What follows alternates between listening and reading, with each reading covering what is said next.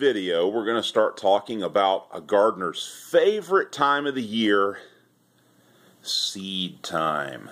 That's right. We're going to talk about ordering seeds, figuring out what you need to order, how to store your seeds, how to plan your garden and decide what you need to order for this season's garden. I'm sitting here. It's just after January the 1st. I've got a nice fire in the fireplace. It's a cold, rainy, overcast day outside. So it's a perfect day to be sitting inside thinking about a gardener's favorite thing: seeds, planting time, and spring.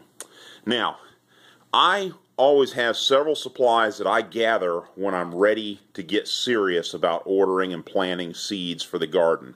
I always want to have some zippered bags. I usually like the 1 quart size. The sandwich size can be too small for some packages of seeds, depending on how many you order of certain types of seeds. So I like the 1 quart zippered bags. Any brand is fine. They don't necessarily have to be freezer bags. I like to have a Sharpie, just a good pointy tip Sharpie, black, blue, red, whatever color you like, just so you can see it well when you write on your zippered bags. And I generally buy the zippered bags that have the area on them that's designed to have a place for you to write with a felt tip or Sharpie type pen, a permanent marker. That's what you want, something that you can write on. And you got your pen, you got your bags, you got your seeds from last year, and a very important thing is a planting guide. Now, I have 2 planting guides here. I have one that comes from my Georgia State Gardening magazine. Cost me about $30 a year to subscribe to this, and this is the actual magazine. It says Georgia Gardening, and this magazine is actually put out by a publisher called State by State Gardening, and you can Google that, State by State Gardening, and all of the products that I use and vendors that I use that I'm going to talk about here, none of them are sponsors. None of them am I actually endorsing or telling you you should use them or you need to use them. You can Google, and I'm going to show you different resources both for ordering seeds, but the things I use are the things that I've come to rely on. They work for me. I found them to be dependable and informative, and that's what I use. So I'm going to share the information with you. If you Google State by State Gardening, this particular publisher publishes magazines for a lot of the different states in the country. And very cool about this, I'm going to show you the most important section. This magazine comes out every other month, and the most important section in the magazine is this section here. If you look, they've got different pages. Your state is probably just like my state in that there are different zones or climate regions and climate zones within your state. You may look on the national zone map and it may say that your state is a zone 8, but if you look in your State by State Gardening magazine, this is my February 2014 edition, and they actually have, for this section, the northern section of Georgia, they have specific things that we should be doing, what you should be doing with your flowers, what you should be doing with your trees and shrubs, what you should be doing with vegetables, fruit trees, and your lawn.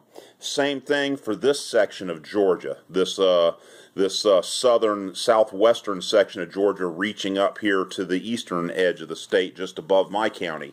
Then you get into my section. This is what they call 8B. We're in Zone 8 on the national zone map, and this area here is Zone 8B. This is called the Coastal Georgia region. My county is one of the 3 counties that are just inside that region at the top of the state. And this page tells me again for lawns, for fruits, for vegetables, for ornamentals, so forth and so on, what I should be doing in the month of February. So it kind of is a gardening and yard maintenance for dummies right here in this magazine. But more importantly, what I want to talk about with seeds today is in the spring edition of this magazine, they put out a planting guide. And what's really cool about this planting guide is this is your spring and summer planting guide. It's in alphabetical order. All your vegetables are here in alphabetical order. It tells you the seeds to plant in a 50-foot row, how many seeds it takes to plant 50 feet. It tells you what depth to plant them in, what distance to put the rows from each other, how far apart the plants should be, what the height of the crop will be, and it also tells you, see if this will focus here, the earliest date you can sow these seeds directly into the garden and the latest date that you should sow these seeds directly in the garden. Now let's take something like beans, which is the second column, the second one down, snap beans. It says I can sow those directly in the garden as early as March the 1st and as late as April the 15th.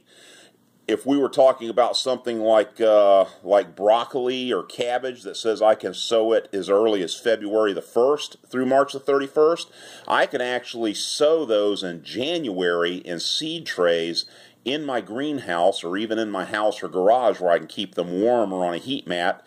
And I can sow those early, 4 or 5 weeks early, get the seedlings up and healthy, harden them off a few cool evenings, and then plant them in the ground February the 1st. Instead of planting the seed in the ground February the 1st, I start the seed in January indoors in a greenhouse or the garage or the house, and then transplant them out of the garden on February the 1st to give myself a 4 or 5 week head start on the growing season. So that's how this planting guide, and this planting guide tells you that, let's say I don't want all my cabbage to be ready to eat at the same time, so I'll plant some in January in seed trays, plant some more in February, some more in March, and then I will transfer to those gardens each month, and then that way I have successive months of things coming in to eat. Now another resource you can get if you don't want to take a subscription to a magazine, and this is free, you would go online, Google again your agricultural extension department in your county. For Effingham County, where I live, Springfield, the town I live in, is the county seat. So the actual agricultural extension office is in my downtown area, just a couple miles from my house. I can go there and pick up a planting publication, which is almost identical to the one from the magazine, only this one covers the whole year from spring all the way to fall. The one in the magazine has a spring-summer edition, and then they come out with a late summer, fall, and winter edition. This one covers the whole thing year-round, and again, it's in alphabetical order, has pretty much the same information on it. It's free. You can download it from your Agriculture Extension Office's website. You can Google it, find them online that way, or you can go to your county agricultural extension office, find out where the one is in your area, go there, and these publications are free. They have them printed, they're right there on a shelf, you can pick one up, take it home with you. Another thing that you can get from your county extension office is all kinds of helpful pamphlets on if you want to grow pears or apples or peaches and you're not quite sure how it's done, you can pick up pamphlets for your area specifically designed for the trees and shrubs and vegetables you should be growing in your area. It'll recommend varieties, also tell you how to maintain them, how to prune them, how to grow them, and how to control diseases and so forth. Everything you need to know is right there at your county agricultural extension office, and it's free. Your taxes are paying for that. The most important thing, other than those two things that you can get from your agricultural extension office, is every year I go and pick up some of these little envelopes. It's a little brown paper bag type envelope, and it's got some little bendable, like twisty tie things glued to the top of them.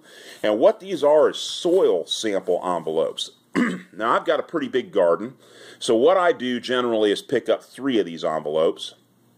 I will split my garden into 3 sections, and then I will decide what I'm going to grow in each of these 3 sections, and I will get a 5-gallon bucket, get a shovel, and collect dirt from about 7 or 8 locations around the one section. I'll mix it all together, tumble it together in the bucket, then I'll fill this little bag up to the fill line, which is right here. It says fill to this line. Now, before you fill the bag, you want to put your address and information, fill all this out, and then you check off what you want the soil tested for. You want the soil tested as a routine for minerals and fertilizer applications, whether the soil is sweet or sour, whether you need to add lime or acid, what kind of fertilizer you need to add. You can have them check it for nitrites, organic matter, so forth and so on. Also, you can have them test the soil for up to 6 different vegetables that you want, fruits or vegetables that you want to grow in that soil. If you tell them you want to grow strawberries and tomatoes and pumpkins and cantaloupes and watermelons in this soil, they will give you back a sheet that tells you what you need to add to the soil for each of these vegetables in the location where you're growing them based on the sample that's in this bag. So I generally split my garden into 3 sections, do 3 bags, decide what I'm going to grow in each of those 3 areas, write it on the bag, and then and it's inexpensive. They're not absolutely free for the soil test. They send these up in our state to the University of Georgia. You can see it right there, University of Georgia Agricultural Department. I'll drop these back off at my extension office, my ag office, and I think they said this year they're $6 or $6.25 a bag. So it's very affordable. It's going to cost me, $20 basically, $18 and some change a bag, just round off to $20 to send off those 3 soil samples, and then they'll send me back pages telling me, if you want to grow watermelons, Paul, this is what you need to add to the soil in the area where you're growing watermelons based on the soil you sent us. If you want to grow tomatoes, this is what you have to add to grow tomatoes in that location. If you want to grow cantaloupes, it's all vegetable specific. So that's a great help in knowing how to amend your soil and what your plants are going to need when you grow them in that particular location. Again, I can't stress this enough. Your agricultural extension office is a huge resource for information and help, and it's all free. It's paid for by your tax dollars. So now we've reached the point where we're ready to get serious about deciding what seeds we need to and want to order and getting ready to plan our spring planting program, exactly what we're going to plant, where we're going to plant it, and how we're going to go about it. You've got your seeds from last year that are all properly stored here, and then we've got these catalogs, and we've got these planting guides that tell us when to plant things that we just went over. So now we're going to take these planting guides, the seeds we already have, and seed catalogs that have been coming into us since October. If you ever order seeds from a mail order company, you're going to wind up with catalogs coming from a number of other companies. Now, I don't endorse any particular company. None of these are advertisers or sponsors. We don't have any of that. But we order from certain companies. I order from Burpee. I order from Gurney's. I order from Eden Brothers is another good one if you want to buy bulk seeds. We plant marigolds, the big, tall, giant marigolds, and also zinnias in 3-foot wide, 70-foot rows in our garden. Just to decorate the garden and also for various other beneficial reasons. We grow a large section of sunflowers every year to make our own bird seed, and just because we like them. And to buy those in packages, these small packages, is expensive, but if you buy them in bulk, like a pound at a time or 3 or 5 pounds at a time, Eden Brothers is a good place to go. You can Google them, find them online. But all these other standard seed companies like Burpee and Gurney's and Henry Fields and Jung, they offer us a wide variety.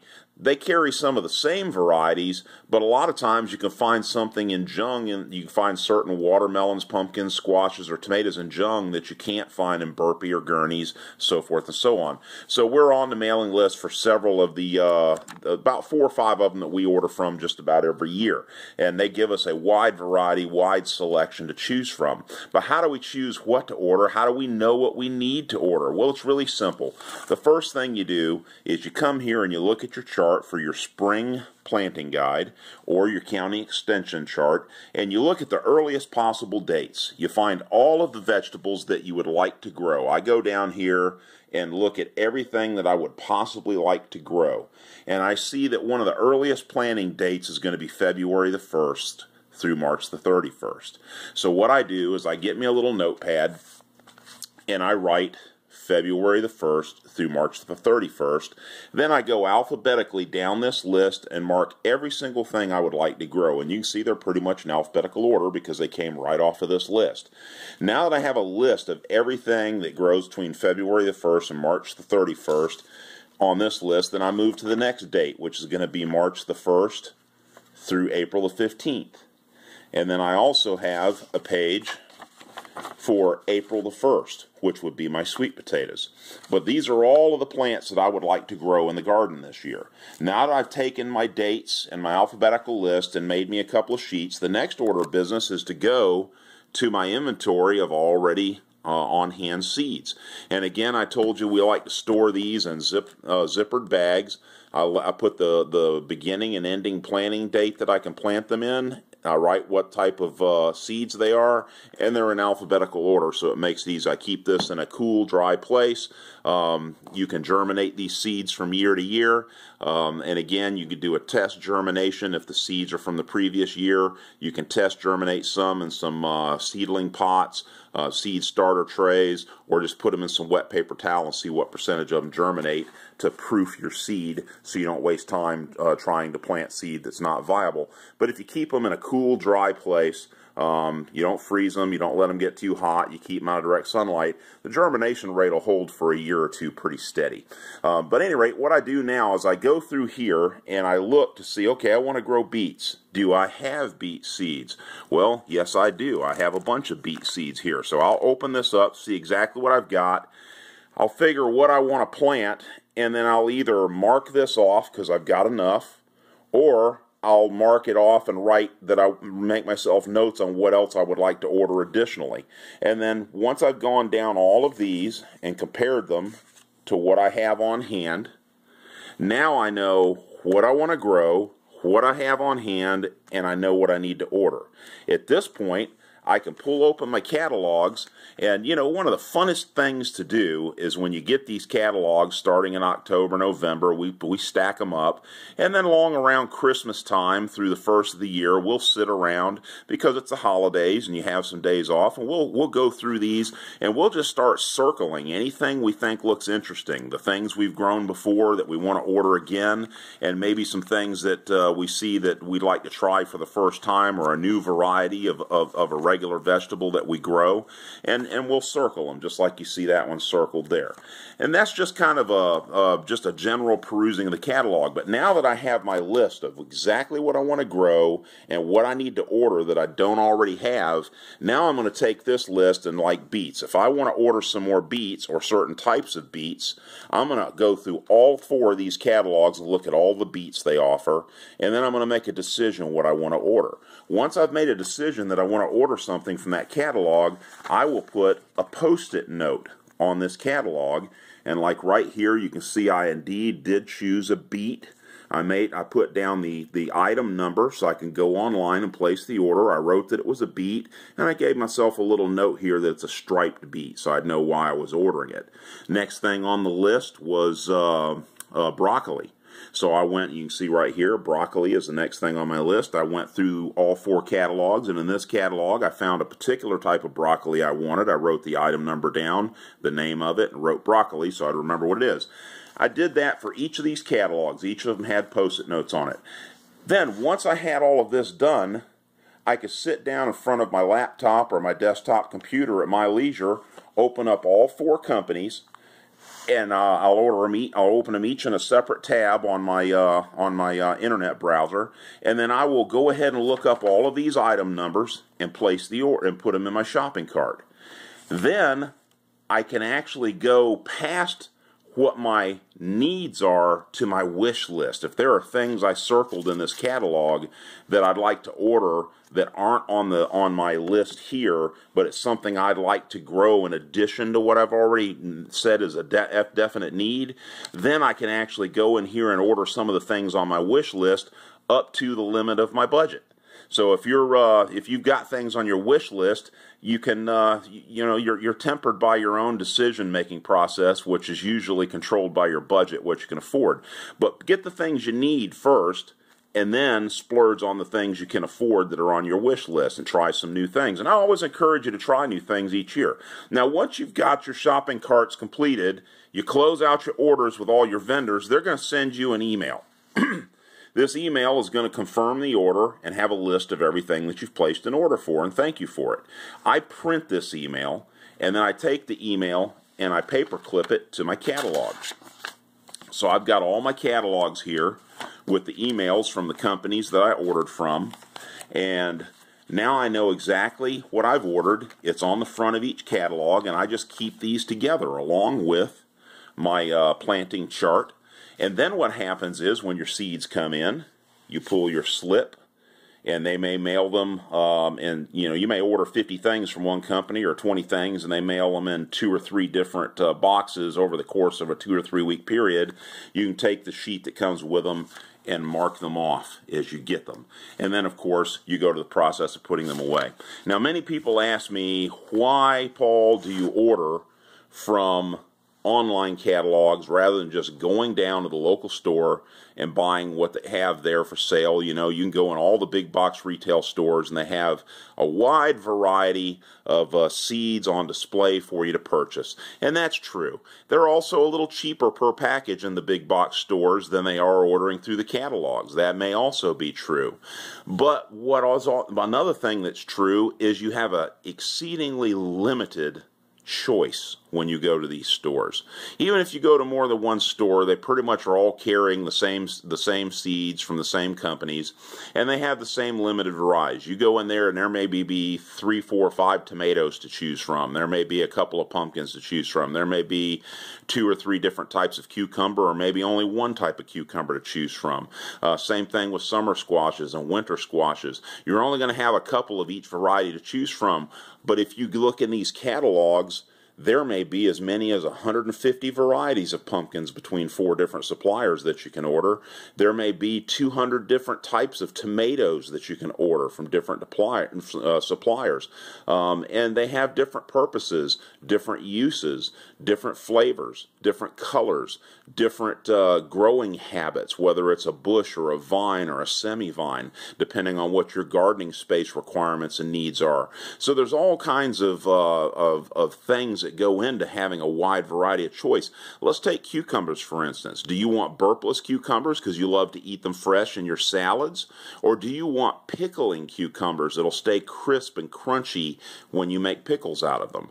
Well, a burpless salad cucumber does not make crispy pickles. You have to grow a specific variety of cucumber to make crispy pickles. That's why you need these seed catalogs, because the cucumbers that you're going to go see on the shelf at the big box store, they may just be salad or fresh eating cucumbers. They may not have pickling cucumbers there. And so another thing to keep in mind is, even though the seeds may seem a little cheaper per pack at the big box garden center, the thing you're not calculating into your total cost is the time it takes you to drive there and to the other stores, because if you don't see everything you want at this store, you got to drive to another store. But you've also got your gas and maintenance on your vehicle. So it's not exactly just the price of the package of seeds compared to the price of the package of seeds ordering a mail order. It really boils down to what your total cost is, including your time, fuel, and so forth and so on. And then again, we come back to the variety of choice that you had. So again, you want to get your seeds out from last year. You want to use your planting guide to make yourself a list of everything you want to grow. Then you want to compare that list to the seeds you have on hand, make notes on what you need to order, go through your seed catalogs and circle anything and everything you'd want to order, and then write what you want to order, the item numbers on a post-it note on top of the catalogs.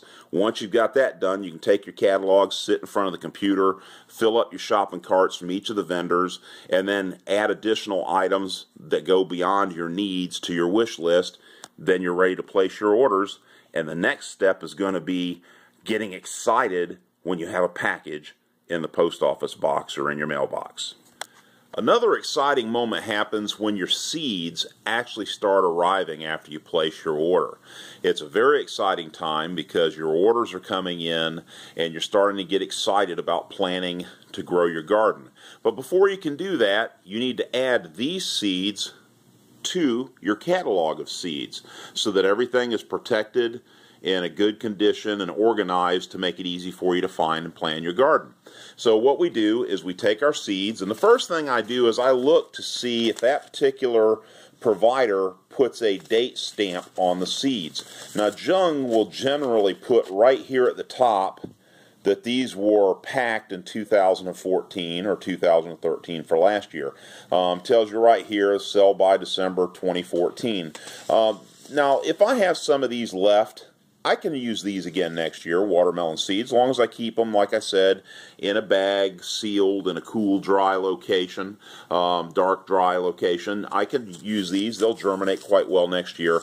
I probably won't have any left over, but if I do, they'll be in that bin for next year. But what I'm going to do is I'm going to take these, I'm going to place them inside my zippered bag. I'm going to take my marker and I'm going to write watermelon on here. I'm going to write the year on here that I got them, and I'm going to write up here the earliest planting date and the latest planting date for spring, summer, and then the earliest and latest planting date if there's a fall replanting. Now I'm just going to write watermelon on here, and I'm going to throw all my watermelon seeds in here. No matter what, I might have 5 different varieties of watermelon. They'll all just go in the watermelon bag. Now I'm also going to look at this seed thing to see, sometimes instead of telling you it's a watermelon, it may have just the name of the watermelon. Like this one is Golden Crown. Well, see, it may not even say watermelon on here. It may just say Golden Crown. If it doesn't tell you that Golden Crown is a watermelon, you can actually look on your order and see what it is, or actually go back to the website, punch in the item number, and that'll tell you what it is. So if it doesn't tell you on the package exactly what kind of seed it is, it just has the name of the particular species of plant, but not that it's a watermelon, you know it's Golden Crown, but Golden Crown what? Golden Crown cauliflower? Golden Crown Brussels sprout? What? So if it doesn't have information you want on it, then write it in with a pen. If it doesn't have the year that it was packed on it where you can find it easily, write it in with a pen. That way, if these seeds do carry over to next year, you can see how old they are by the year that you purchased them. Also, when you're going to try to plant things, you can tell real quickly, oh, Golden Crown is a watermelon. And then you can stick it in a watermelon bag. Once you have all these seeds in zippered bags, labeled, and in here, then you're ready to start planting your garden. Now, another thing that I'll do when my seeds come in, of course, is check them off against my list. But once I've got my seeds all in the bin, now I'm ready to start really planting my garden, getting into the nuts and bolts of it. I can take this organized, alphabetically organized bunch of seeds, and I can start looking at my planting list on the earliest things that I can plant, deciding what I'm going to sow directly into the garden, what I'm going to start in seed trays several weeks before the earliest planting date to give them a head start on the season so I can get harvested fruits and vegetables all that much earlier. And then I'm going to decide where I'm going to grow them in the garden, and then go out there and start preparing those areas as early as January so that when I'm ready to start either directly sowing the seeds into the garden or sowing in the seedlings that I started in January, that area of the garden will already be ready to receive those seeds. Excellent. This method works really well. I've done it for several years. I've been gardening for almost 20 years seriously, and I come up with different ideas each year. I learn methods from other people. I pick up new ideas, and of course I'll share them with you as I come up with them, and I may have some new ideas next year, but this is pretty much how I do it. Now, one other thing I want to talk to you about is zones. When you're looking through a seed catalog, a lot of times it's going to tell you the zone that thing can be grown in. Not so much for vegetable seeds, because a tomato, a cabbage, a Brussels sprout, a broccoli, you can grow those pretty much as far north as you want and as far south as you want here in North and South America. Now, your growing season may be greatly compressed. Say if you're growing cabbages and Brussels sprouts and tomatoes and melons up in Alaska, you have to plant way later than you can plant them here, and you've got a very condensed period in which you can get them grown, harvest a crop, and then the cold comes and kills them. And of course you've got issues with daytime hours there too. The daylight, the number of hours of daylight you get in a day have as much to do with a plant's ability to grow to maturity and produce a crop as the temperatures. So they both go hand in hand. But the reality is you can grow tomatoes and melons and all the things up that you can grow here in the southeast all the way up in Canada and Alaska. You can grow them all the way down in South America. One thing that is a little bit more sketchy, a little bit more particular, is fruit trees, fruit bushes, fruit trees. Whether you're talking about blackberries, blueberries, or you're talking about apples, pears, plums, and things of this nature. Many fruit trees need a certain number of hours below 32 degrees, what we call cold hours, in order for the fruiting mechanism to reset in the tree so that it will actually produce flowers, and bear fruit the next year. Now, in southeast coastal Georgia, we're considered an 8B is a zone.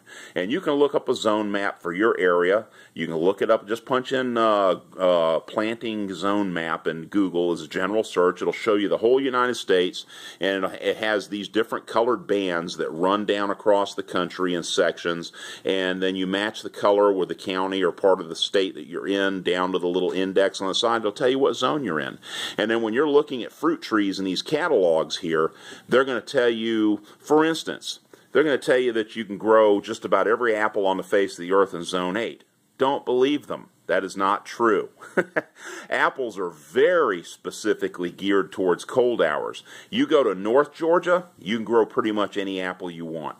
You come down here to southeast coastal Georgia, the armpit of the state, and there are literally 4 varieties that will grow here.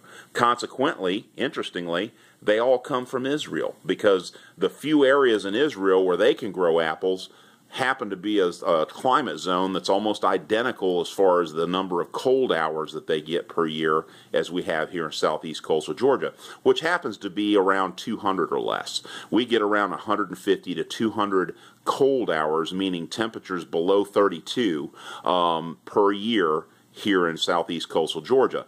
There are only 4 varieties of apples that will fruit consistently and heavily from year to year with under 200 hours of what we call cold hours. Most of the varieties you're familiar with, such as Jonagold or Jonathan's or Rome apples or Red Delicious apples, Granny Smiths, Golden Delicious, all these types of apples that you're familiar with seeing, they grow them up in North Georgia. My wife and I like to go up to Ellijay and go to the apple festival in the fall and buy bushels of apples of the varieties that we like. There's a variety called Pink Lady that is such a delicious tart red-green apple. We bring those back and make pies and preserves and can them and make apple butter out of them and things of that nature. But we can't grow those here because they need 600 hours of cold temperatures. Now, if you look at those apples in this seed catalog, they tell you that they'll grow in zone 8. And the reality is the trees will grow in zone 8. They just won't produce any reasonable amount of fruit on any kind of a consistent basis from year to year, because we average 200 to 150 hours of enough cold weather for those trees, and they just will not fruit regularly. So don't trust the zone list for fruit trees, bushes, and shrubs in your garden catalog. What you do want to trust is you want to trust your local agricultural extension agent and the office and publications that they have, both at the office or online. If you've got some questions and you want to talk to somebody, you can go down to your ag office and actually make an appointment to meet with your agent and sit down and pick their ear and get information from them that is literally zip code specific, because they are from your area and they know the ins and outs of what will and won't grow successfully in your zip code. Also, from your county extension agent, you can find out what varieties. You can go in there and they'll tell you which 2 or 3 or 4 varieties of apples do best in your area. And then they'll also give you pamphlets and information that you can either download online or get the printed pamphlets from the office that will also tell you exactly how to plant it, how to raise it, how to prune it, and how to cultivate it and harvest the fruit, and even how to treat diseases on those particular species of apples. So your extension agent office is I can't say enough about what a great resource they are. And if you go there and you look for a particular, and they tell you these 3 types of apples grow well in your area, and people have had success with them, and the extension office recommends these, if you can't find them in these seed catalogs, Google them. Punch in the name of that apple tree and with the phrase "where to buy" behind it in Google, and boom, you'll get several nurseries that will provide those apple trees to you, be happy to sell them to you and ship them to you in good condition. You can plant them and you're good to go. One last thing on seeds here is talking about where to buy them. Now, I've talked about buying them online through a seed catalog company, through a mail order company. Now, many people are going to say, well, Paul, why can't you just go down to your local big box retailer's garden center or your big home improvement store, and they've got a garden center. All these different big box retailers have garden centers, and in the spring, starting now, they've got all of these big kiosks and placards and shelves set up with all kinds of seeds on them. Why can't I just buy them there? Well, the answer is you can buy them there. And if you look at the seeds that they have there, some of the varieties that are in these catalogs are also on that shelf. But you're limited to the types of green beans or the types, 2 or 3 types of tomatoes or the 2 or 3 types of watermelons, so forth and so on, that they carry. If you want to have literally hundreds of tomatoes to choose from, different varieties, you want to order out of here. If you want to have dozens and dozens of different cucumbers and different kinds of watermelons and different kinds of cantaloupes rather than just 1 or 2 varieties to choose from, you're going to have to order from here. Because in the big box stores, they have just about everything you could want, but it's a limited variety. You're also going to see that the packages are $1 or $2 a package, and in these catalogs they can be $2 to $4 a package. Well, it's more expensive to order out of here, plus the shipping. Well, that may be true, but you're discounting one thing that you have to calculate into the cost of going to the big box store. You've got to get in your vehicle and you've got to spend your time to drive to multiple stores to see what all they have and pick out what you want from their limited selection, and you're spending your gas. So you got your time and your gas, and you're standing there in a crowded store with other people trying to look at the same seed rack, and you're holding a list trying to look for what you want, and you're inconveniencing them, maybe they're inconveniencing you, maybe you feel a little self-conscious walking in there with a list and spending so much time poring over the shelf. You don't have any of those problems sitting here in the comfort of your living room. You can sit here in your living room and enjoy the day, going at your pace through these catalogs, finding what you want, getting a much wider variety, and really by the time you figure in your cost of fuel and your time to drive to these stores, you're really not paying that much of a difference to get a much wider selection, work at your own pace without any interruption. You can spread the process out over a couple of days, a little along, and it's a very convenient way to do it. However you choose to get your seeds, and however you choose to organize them, and however you choose to plant them, I say just go for it. Whether you're doing a small garden or a big one, just get out there and go for it. Gardening's great. Gardening's fun. I can't encourage you enough. It's a huge blessing. Get out there and give it a try.